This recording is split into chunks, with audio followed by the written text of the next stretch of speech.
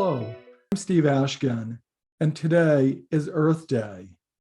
I just wanted to take a minute to thank all of you who have worked so hard to make a difference in our industry and to address some of the really challenging problems that, as a world, not just as an industry, that we're facing relative to environmental issues.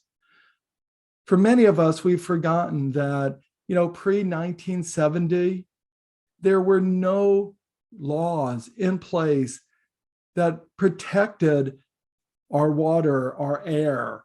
There was nothing that prevented a manufacturer from spewing toxic smoke into the air that exposed the people who lived next door, even if it was a school or nursing home or what have you, or prevented a manufacturer from dumping toxic waste into drinking water, into a nearby waterway. That was just in 1970. There was no EPA.